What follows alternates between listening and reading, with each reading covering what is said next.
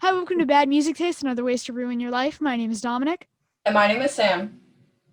Sam has this week's record. This week's record is Everything Sucks for the Descendants. The record was originally released in 1996 on Epitaph Records. But anyways, today we're talking to Tom Lyle of Government Issue. How's it going, Tom? Oh, great. Thank you for having me. It's a pretty cool shirt. Thank you. You've seen it? Yeah. Yeah. Thank you.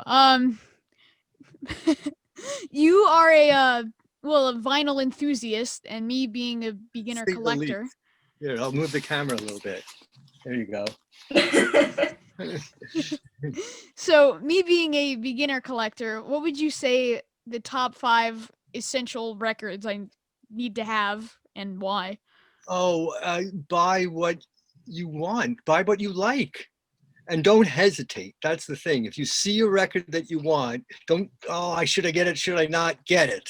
And then start from there. I won't name any specific titles, but I've been collecting since, ever since I knew that there was records, put it that way. I would start with, I'd buy 45s, 7-inch 45s. And when I was a kid, they were 69 cents each. And they put them on a rack, like a metal rack, and you turn, one of those things that you turn. In department stores, they'd have records. That's where you'd go to buy records. There were record shops, but there were also how Target carries records, but they'd have a department, and people who work there that were into it. Not just like your regular name tagged clerks that walk around Target, but actually a record department with people who knew about records and bands and stuff. It was pretty cool back then.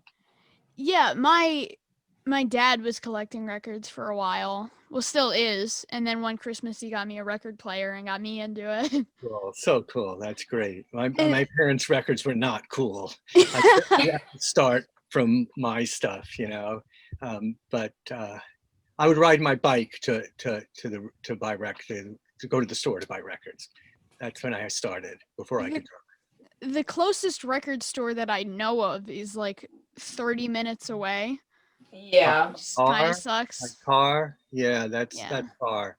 That's why they invented the internet, right? Yeah, and my dad is always on Discogs, and it's so much stuff from it.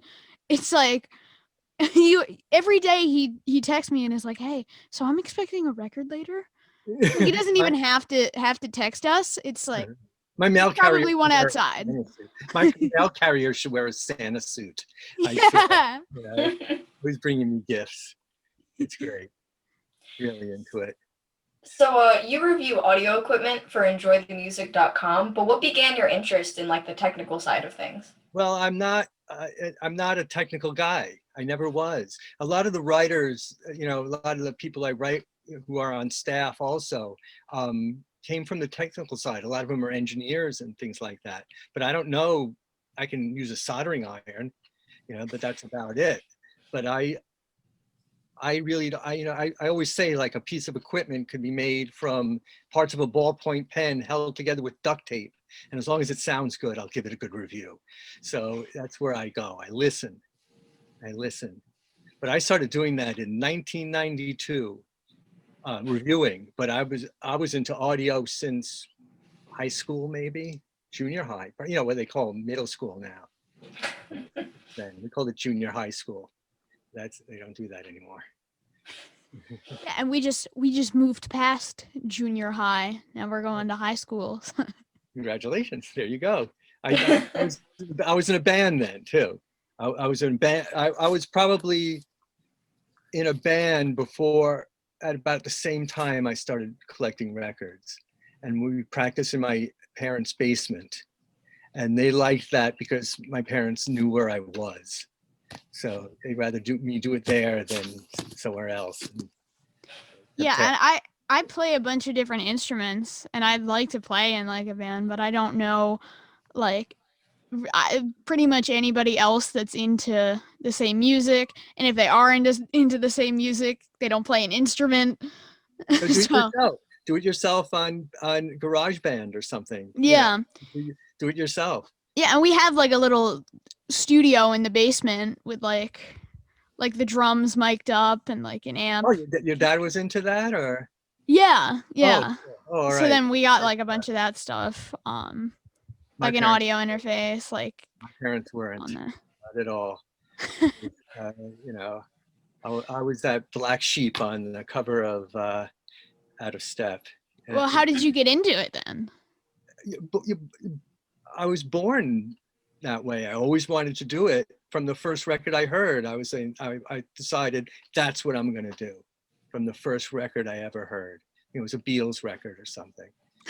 That's what I'm going to do, and I never looked back. Really, my parents had other ideas. They said, you can go to college, you can do all that stuff, and I joined Government Issue. I graduated in June, in May, I guess.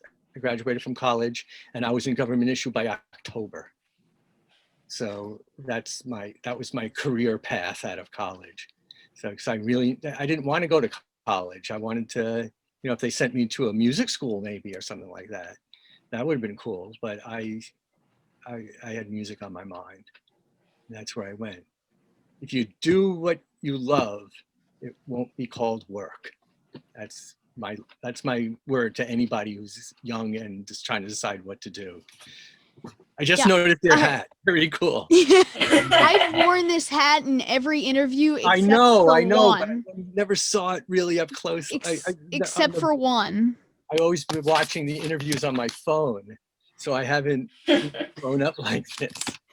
And when we talked to Ian Mackay, I flipped the hat around because I was like, oh, it would be weird if I was wearing a Minor Threat hat on the interview, and I don't think they ever made like actual merch, so let alone a bootleg hat in front of him. Funny. But the cool thing about that interview is we got an invite to the Discord house in that. We got an invite to Mecca, and then that's cool. Hopefully next month we're gonna go down to DC and check it out. Yeah, I think that should be fun. We're pretty excited about that, to say the least. Yeah, that's going to be great. That's going to be great. I spent a lot of time there. Not as much time as some did. Like John Stabb, our singer, he lived there at one time, and they would play a lot of pranks on him. I'm sure Ian has lots of stories about that. Do you still live in DC? No, I moved up to live outside of New York. My wife got a job in New York, and those are my claw marks on I-95 North. I didn't want to leave DC. I really didn't. But we would live in Manhattan but we'd live in a closet, and where would I put all my stuff? You know, I have a pretty big record collection. I got a lot of gear. Still got a Marshall half stack, and so there'd be no room for anything like that. So it was right outside of New York City. I'm actually in New York right now. I'm in upstate New York. Yeah, most of the time we're both in Baltimore, but Dom's on vacation right now, so.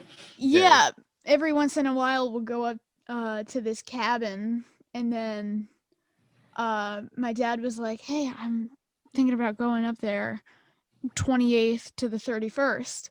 It's like, okay. He didn't say anything. Baltimore, back in, Baltimore had a hardcore scene.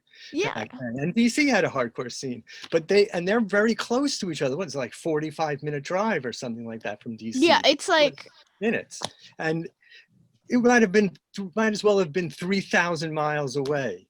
When we considered we played in Baltimore quite a few times, Government Issue, and we called that an out-of-town show. It was a big deal. Sometimes we go through Baltimore on the way north to New York to play shows. It might have been 3,000 miles away as far as we concerned. We didn't have anything to do with them really that much. It's only like an hour from where we normally are to DC. Mm-hmm. Right. So. Yeah, right where I guess technically Virginia, but right where Ian and Joe Lally and everybody there is. Mhm. And our former bass player, Jay Robbins, that's where his Yeah. studio is in Baltimore. He lives in Baltimore now. Or And it's like, a great place because it's affordable, and and I've been up to his studio a few times. Yeah. funny enough, we just talked to Kim Coletta on Mhm. Wednesday. Yeah, I know. Yeah, and Very cool schedule. yeah, and she was saying like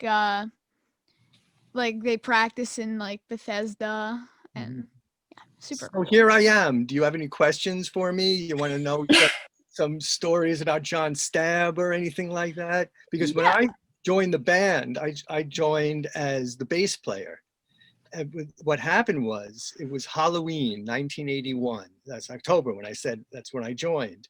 And I went to where John Stabb worked, which is at Olson's Records on M Street in Georgetown, right at Wisconsin and M Street. And he was worked at Olson's Books and Records. And what he did was he took people's bags while they shopped. That's what his job was. That's pretty much all he was really qualified to do. But anyway, I went in there because I was bored, and you hang out at the record stores. That's what we did. No internet, remember? So when I was bored, you go to the record store and you hang out. And I went, and he was all bummed out. And I'm like, what's wrong, John? And he goes, well, we're supposed to play at the Chancery tonight.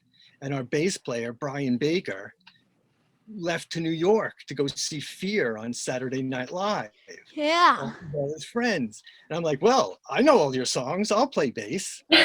Really? I didn't know all the songs, but that's what I said. And so I played bass that night.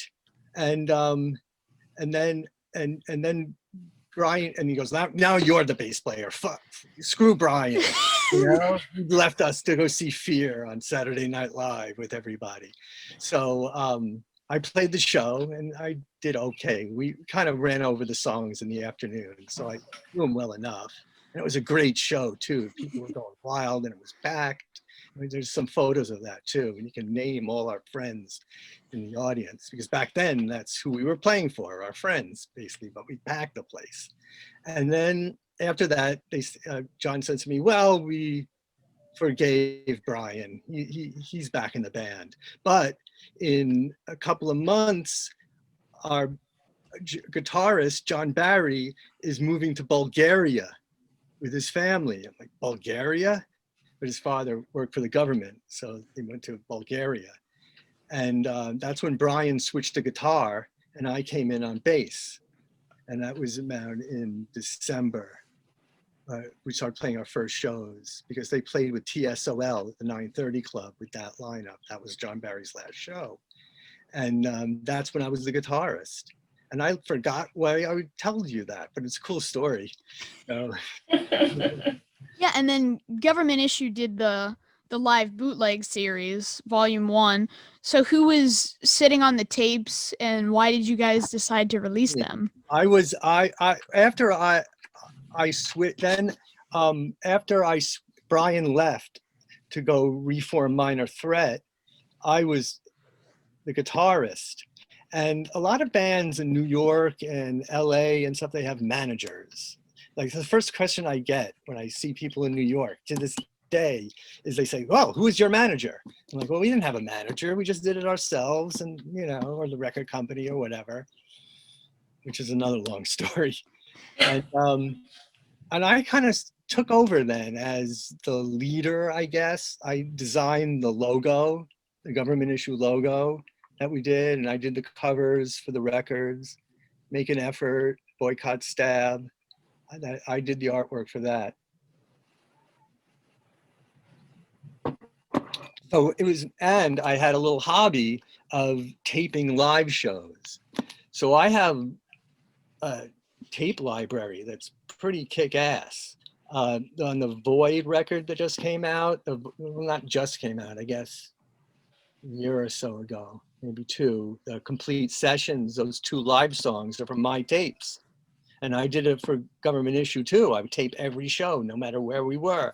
I carry around my little portable, it was a professional reporter's tape deck, the ones they wore around their shoulder, and then they had the mic, but I would hook it up to the soundboard at the shows, or bring mics, or use both.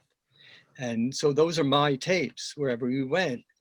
And I've always wondered, what am I going to do with all these tapes? You know, so I used some of them for our live album that we put out in around 85 or so. And there's a lot of shows on that. But that like cuts off at around 84, 85. So there's a lot of tapes from all eras on that. And I transferred them to, you know, I digitized everything as soon as I could. You'd be freaked out to find out how much things cost when that first started. Like a CD drive and software to get it on the computer was $600 when I first got it in 1996 or 7 or something like that. Crazy prices because it was brand new. So I digitized everything and the highest resolution I could, and I was really careful with it. And some of the tapes are really good. I think there's some of those are live album quality, and many of them are not, especially the early ones, because it was like combat conditions. You know, it was very, very difficult to record the shows a lot of times. And I set it up, and even when we went to Europe, I brought the cassette deck with me, or I'd use the sound man's or woman's cassette deck that was on the soundboard. And then I clean them up and stuff, and then I post them on the government issue live bootleg series. And there's a lot of tapes on there. But after John died, I kind of lost interest a little bit. I haven't been as diligent, you know, keeping up with things. But I really should start again because I think a lot of people like hearing that stuff. Oh, you're sitting on more tapes? Oh yeah, just about every show. I took hundreds of them, and Wow. other bands too. You know, it's like the Void stuff. You know, I have, and there might be a live Faith album coming out eventually from one of my Faith tapes. I think the 930 Club, or no, probably Wilson Center, because the 930 Club and the Wilson Center were most of my tapes of Faith. So I'll probably use one of those. I'm sitting on a gold mine, I think. Yeah. Without the tapes back in the day, you know, just make copies for people and stuff. And a lot of them have ended up on YouTube. So you can hear a lot of those. Those are usually, if they're soundboard tapes, they're usually mine. But they're not as good quality because, you know, they're cassettes that like duped for people. And so the ones I have sound really good. So I'm trying to get one of those Faith ones out. Yeah, I mean, you know, I think you could tell by the look on both of our faces. That's pretty amazing. You know, I was just obsessed back in those days. I would have walked over hot coals for things we did. And when I think of the things that we had to put up with, I mean, everybody says, well, I want to be a musician. I want to go on tour. It's 90% of that is not music.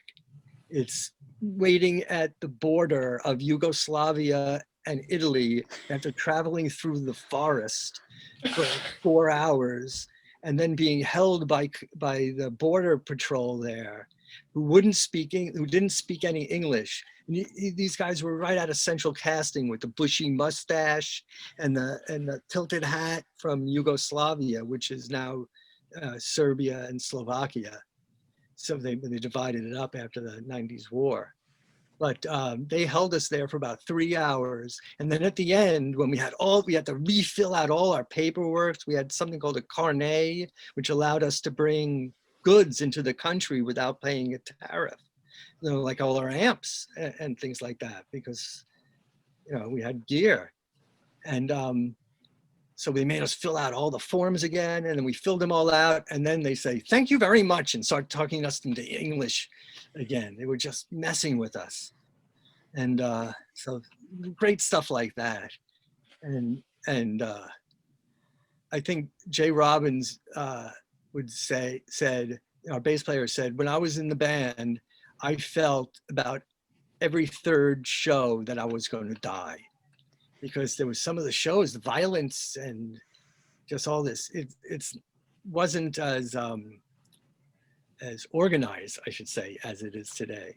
It was mostly things that the kids put up, they put on shows. They would use a youth center or VFW in the US, things like that. So there's no security or anything. So if people got out of hand, they got out of hand. And so it was pretty ugly sometimes. And we had to put up with all this stuff. And then we get up and we dust ourselves off and go to the next show, and sometimes drive all night, and in the US, the distances between the cities, west of the Mississippi are very far. A lot of times we finish the show and we get back in the van and drive to the next one. That's Henry Rollins's his mantra, isn't it? Get in the van. Yeah, get in the van. That's what a band has to do if they want to make it. I say that to people all the time. I produced some bands that were very, very good, all different genres, and they were just excellent bands. But they say to me, now that we recorded the album, we're putting it out. You'll help us, get a record deal or something like that. And I say to them, no one's going to sign you or anything or put out your record because you're sitting at home and you have to get in the van. When you got to get in the van. And once you get in the van, then we'll do that, So it takes a lot more than just luck and talent sometimes. You have to want it. You have to really want it. And I really wanted it, but I didn't even think about it. I just did it. Yeah, and now now I feel like there's a lot of well, if I make this album in 15 minutes, I'm going to blow up. Sometimes that happens, the 1,000,000 to 1 shot, that someone will see your video on YouTube and do something, right? There's stories about that all the time. And people making albums on their laptop. And I feel like sometimes people are just only make music now to blow up sometimes, Yeah. Like I think to a certain extent when they have the famous overnight kind of mantra, it gets a little lost in the actual music itself, and it's more so in what the music can provide them after. And I think that's the only disappointing part with the possibilities that the internet have provided as far as music goes. I wouldn't know. I'm telling you, I wouldn't know. Back then when we were doing it, it was a interview on NPR with Ian MacKaye, and he started talking about touring, and he goes, there was no internet back then, and we toured, and the guy goes, "You what? You toured without the internet? How could you do that? How did you even do that?" And we use payphones, and we had something called a calling card, which is a 800 number you dial, and then you put in the password. And it would charge it to this, what's called a calling card. And we have AT&T calling cards. But it was always shady how we got them. A lot of times our tour manager would buy them on St. Mark's Place in the East Village in New York. And so it would work for a couple of weeks, and then it would stop working, and he'd get us a new calling card number. But half the day, sometimes we were looking for a payphone because we had no cell phones back then. So we'd be in the middle of nowhere and have to find out where we were going for the next gig by a payphone sometimes, because a lot of times the schedule has changed or they add shows. And we were in Washington State once, and we couldn't find on our map Oak Carver. He said, you got to go to Oak Carver, Washington, which is over a bridge over some inlet in Washington State on the way upper left of the map. And we just couldn't find it anywhere. And then I called him back, "Where are we going?" And he goes, "Oak Carver, O-A-K Carver, Oak Carver." I thought he said O Carver. I was looking for O''Carver. So that kind of stuff. We must have wasted 3 hours trying to find this town. And we get there just in time for the show to start. Things like crazy stuff like that. Because no internet and no cell phones. And then what seems so difficult to me was just finding venues, because now you can look up venues in Oregon. How did you guys find venues to play? Did they reach out to you, or was it Right. like, we need to go on tour? How did that happen? Well, most of the time we had a tour manager, someone whose job it was to do that. And how he did that was, a lot of times back then it was fanzines. And the venues would be listed in these fanzines with phone numbers, and you call them, and you call Oak Harbor, or they'd call us because they'd find out that we were on tour because it was in the fanzine. So there was Flipside and Maximum Rock and Roll and things like that. And then you had this small town, high school student with a photocopier, and then staple them together, and they'd get around. And at the record stores were a lot of these fanzines too, and they'd circulate. That was our internet.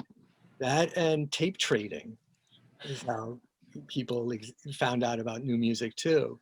Like, I would send you a mixtape, even if I didn't know who you were, because in the classified ads in these fanzines, people would say, wanted other people who like these bands, and we trade cassette tapes with them.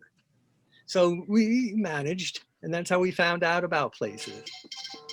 There's like, now there's still like flyers and stuff up. Like, I went to this skate park not too long ago, and as soon as I walked in, it was like, do you like the Misfits, the Bad Brains, Minor Threat? And it was like, call this number, we need a bassist. Yeah, they still do that. And we did the flyers too for local shows. We go out in the middle of the night with wheat paste in a bucket with a brush and hang out flyers for the, if we were playing the 930 Club, or that's where all those flyers are on the internet that you see from back then. They were all made, in your bedroom. And then you go to the library or someone else or someplace else, because a lot of times no one had photocopiers in their house. So you had to find a place with a photocopier, the library, or an office building. You're like find the Xerox machine. At one point we were living in a group house. GI had a group house on 13th and W in Washington, D.C. And back then it was the ghetto. It really was. People were very surprised we lived there. But it was a 3-story house with like 4 or 5 bedrooms. And we paid about $700 a month rent for about 4 or 5 people to live there. And one of the guys who lived there wasn't in the band or anything, worked as a security guard at this office building, and they had a photocopy machine with no password on it or anything. So he'd make we'd make the flyers. Well, I would make it, or John would make it, and he'd photocopy them for us. It was pretty cool. And some of the albums that I made, I did the artwork for a few of the albums, and a lot of that was photocopy art. In other words, I cut and paste from the photocopies I made, and he would make them for me. I'd tell him, enlarge this one, or, make 3 copies of this and overlay them, things like that. You make things happen. You make things happen back then. Yeah, I think it's just kind of cool to hear like the alternatives, because of course, like from how we've grown up, it's just been like, oh, you go Google something, or oh, you can just print it, like wherever. And so to think about the ways like everybody had to get around things back then, that was just the normal. The will, there's a way, right? But yeah, there just wasn't. Now they're just there's a lot of bands out now because it's so much easier. Back then, if you wanted, to get shows or something like that, you really had to crawl on your knees a lot of times, begging people or just make things happen. I would call it like walking over hot coals, to get some things done, especially when we went to Europe and in England, where we didn't know anything, even the language, we even had a language barrier. So that without the internet, that was very challenging. But you make things happen when you want them bad enough, right? Yeah, just like so crazy to me that like it was difficult to like find a printer, Right. right. Now I have a printer next to me. I'm touching my printer right now, and I have the laptop here, and here's my phone. Yeah, right? like right now I have a printer next to me. If I wanted to make 300 flyers, all I would need is 300 pieces of paper. And Right, and then you were Well, talking a about, little bit more, but and you only were that. talking about like having to find payphones and having that to be how you got to every show. And I'm like, Yeah. not only could I call somebody on my Yeah. phone, but I could use a GPS. Like, I know. We would be on the road sometimes for 3 or 4 months at a time.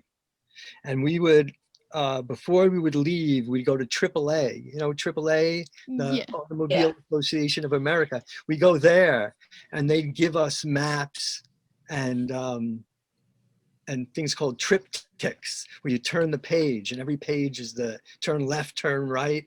So we had a GPS, but it was manual. Or like, you are here. Mhm. It's like being in the mall and looking at the thing in the center, It's you know, just the map of the mall. It's just a big directory. Yeah, yeah, all sorts of, you know, tricks of the trade, I guess. You know, it's so much easier now, I guess. And also, the thing that attracted me to hardcore, and the reason, you know, I didn't invent hardcore. You know, it was in a way, you know. So I would go to shows and then be able to talk to the bands afterwards and things like that. And the lack of division between artists and audience was non-existent. They didn't have a moat between the stage and the audience, and they didn't go and have a locked dressing room with a guard in front of it or anything like that. You know, after the show, we'd go talk to the bands. And that's, you know, how I met John Stabb. After their show, it was an incredible show. It was at the 930 Club, and the bill was Government Issue, Youth Brigade, DC's Youth Brigade, and Minor Threat headlining. And that show just blew me away. And that's when I met John Stabb after the show at the back bar of the 930 Club, just hanging out. And, you know, so, you know, I'm Tom, who, you know, great show, blah, blah, blah. And, you know, you're not going to go up to Bono after the show to see U2 at some arena. Yeah, like you. Well, watching a movie of them play. It would be just as good, except it's louder, you know. It's not like, yeah, you're going to see a hardcore band. It's not like you're going to see Bon Jovi. Right. Yeah. Exactly. So that was so cool. And it was that way all over the country we go to, and, you know, people sitting on the edge of the stage, you know, to watch the band, or on the stage. And sometimes you see videos and you can't see where the stage ends and where the audience starts, you know. So a lot of those are in salad days, which everybody should drop everything they're doing and stream it right now. Oh yeah, that's it. Yeah. We talked to Scott Crawford like a year ago. Right. Yeah. He's still doing it. He's on his like 4th documentary now. Yeah, he's working on the like DOA one. Right. Well, he did the Cream magazine, right? And then he did just really great. Really happy with Scott, what he's doing. So proud of him, basically. I met him when he was 13 or 14. We just saw this documentary called Punk the Capitol. Yeah. That was a good one.